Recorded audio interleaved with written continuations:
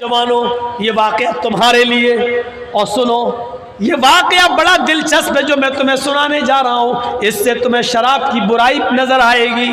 सुनो, जो वाक़या मैं तुम्हें सुनाने जा रहा हूँ ये तुम्हारे दिल को झंझोड़ देगा, तुम्हारे आंखों में आंसू ले आएगा। ये वाक़या तुम्हारे दिलों में इबरत पैदा कर देगा। सुनिए, अल्लाह के नबी ने जब शराब हराम कर दी तो जिंदगी भर फिर किसी सहाबी ने शराब को हाथ नहीं लगाया। अल्लाह के नबी इस दुनिया से चले गए। अबू बकर का ज़माना आया, 2 साल वो जिंदा रहे, खलीफा रहे। शराब उनके ज़माने में भी हराम रही और सहाबा ने बिल्कुल शराब छोड़ दी। फिर हजरत उमर का ज़माना आया, हजरत उमर 10 साल खलीफा रहे। 4-5 साल तक किसी ने शराब नहीं पी, क्योंकि जानते थे शराब पीने की एक सजा मुतय्यन है, 40 कोड़े मारे जाएंगे। 40 कोड़े, इसलिए कोड़ों के डर से पहली बात तो सारे साहबा ने छोड़ दिया।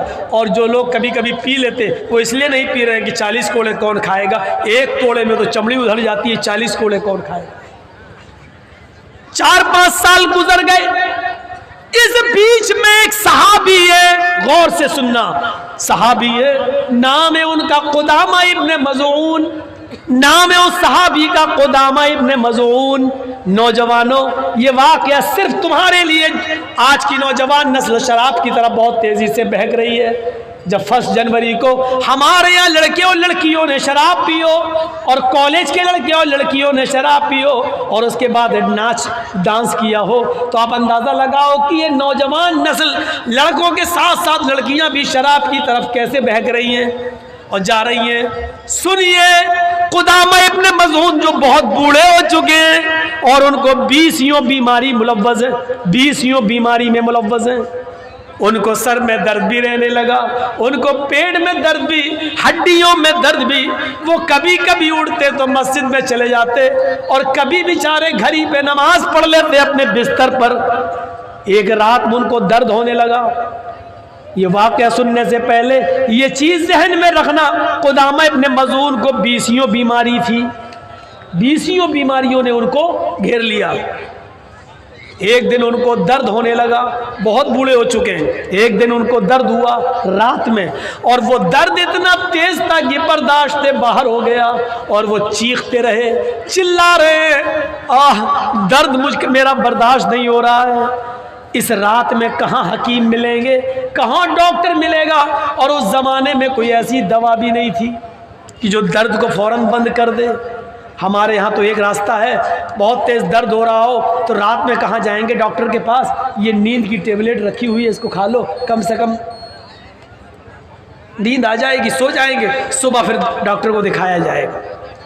सुन लीजिए, बगैर किसी डॉक्टर के मशवरे के और बगैर किसी बड़े डॉक्टर के नींद की गोली लिखे हुए अपनी मर्जी से जो लोग नींद की टेबलेट दर्द की वजह से खा के सो जाते हैं रात में, ये भी शराब पीने के हुक्म में दाखिल है। नोट करिएगा मेरी बात को। अगर आपको किसी डॉक्टर ने नहीं बताया और आपने अपनी मर्जी से टेबलेट खा ली तो आपने टेबलेट नहीं खाई है, आपने शराब पी है। कुदामा इब्न मज़ऊन के घर वाले कहने लगे, इतनी तेज दर्द हो रहा है, हमारे घर में बहुत पुरानी एक शराब रखी हुई है, हराम हो जाने के बाद किसी ने इसको हाथ नहीं लगाया है, बहुत दर्द हो रहा है आपको, ऐसा कर लो, आधा गिलास शराब हम आपको दिए देते हैं, 2 घूंट शराब, 3 घूंट शराब, ये पी लीजिए, इससे आपको नींद आ जाएगी और आप आराम से सो जाएंगे। कल सुबह किसी अच्छे हकीम से मिलकर आपका इलाज कराया जाएगा, कम से कम रात तो आपकी कट जाएगी। कुदामा इब्न मज़ऊन ने सोचा कि मुझे 20 बीमारी है और दर्द बहुत ज़्यादा है, इसलिए मजबूरी में शामिल है, लिहाजा ऐसी मजबूरी में शराब पीना कोई बुरी बात नहीं है। उन्होंने कहा, लाओ इस मजबूरी में मैं 2 घूंट शराब पी लेता हूँ। कुदामा इब्न मज़ऊन ने अपने घर वालों से कहा, वो शराब की बोतल ले आया और 2 या 3 घूंट, आधा गिलास कि तकरीबन शराब उनको पिला दी गई।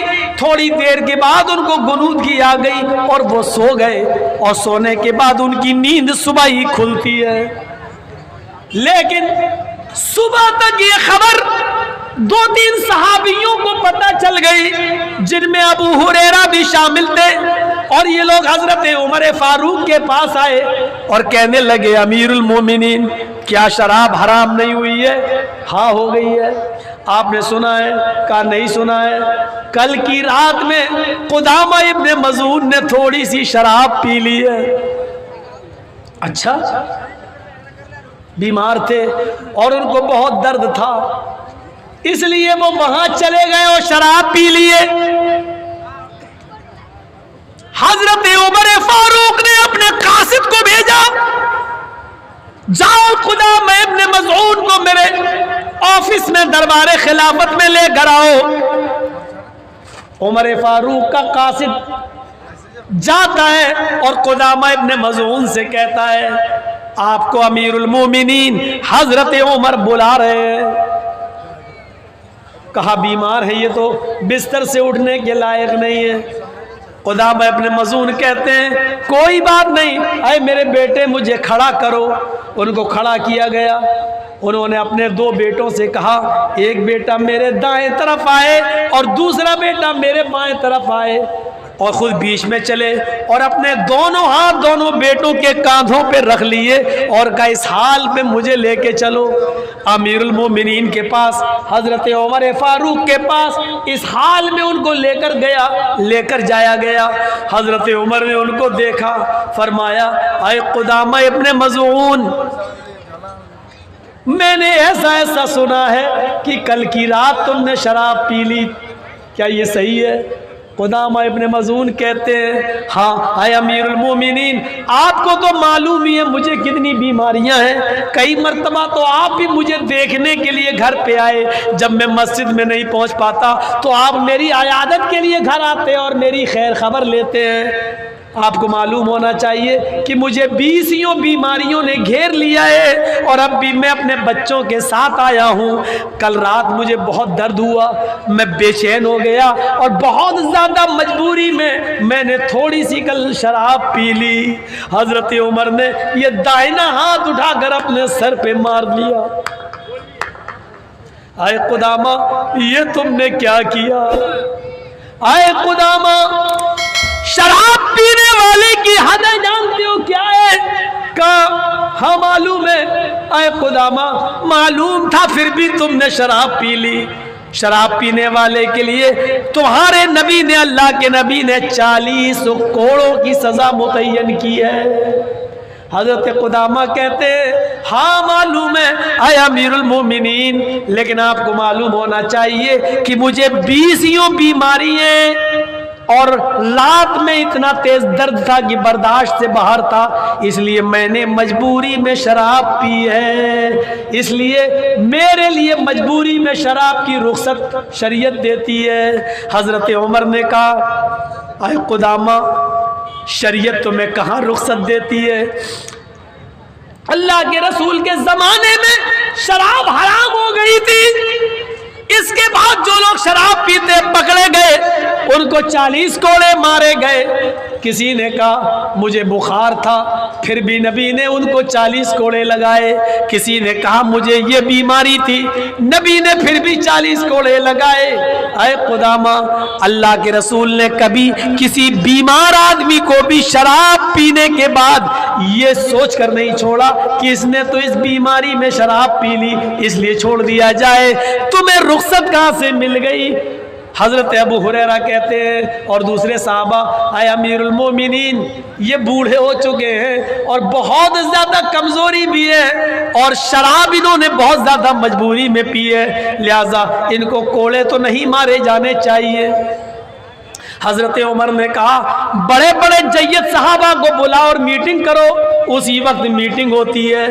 हजरत उमर ने कहा अल्लाह के रसूल सल्लल्लाहु अलैहि वसल्लम के ज़माने के बहुत से साहबा आज भी मौजूद हैं, मुझे सिर्फ एक दलील दे दो, मुझे एक वाक़या बता दो कि अल्लाह के रसूल ने कभी किसी मजबूरी में शराब पीने की वजह से किसी को छोड़ दिया हो। हम अभी छोड़ देंगे, लेकिन कोई भी सहाबी पेश नहीं कर सका कि अल्लाह के नबी ने किसी मजबूर को मजबूरी में शराब पीने की वजह से छोड़ा हो। हजरत उमर ने कहा जब तुम लोग दलील नहीं दे पाए तो मुझे हजरत कुदामा इब्ने मज़ून को कोड़े मारना पड़ेंगे। फिर मीटिंग होती है और मीटिंग में तय होता है अमीरुल मोमिनीन आपको इख्तियार है, आप इस बूढ़े आदमी को कोड़े मारिए, मुझे कोई एतराज नहीं है, इन्होंने शराब पी है, कोड़े लगना चाहिए 40 कोड़े। लेकिन हमारी गुजारिश, अपील, दरखास्त ये है, हमारी रिक्वेस्ट ये है, अभी ये बहुत बीमार हैं, बीसियों बीमारी है और अपने बेटों के साथ खड़े होकर आए हैं और उनके बेटों ने यहाँ खड़ा कर दिया है, ये अभी अपने घर पे जाएंगे तो अकेले चल नहीं पाएंगे, इनको बेटे सहारा देकर जाएंगे।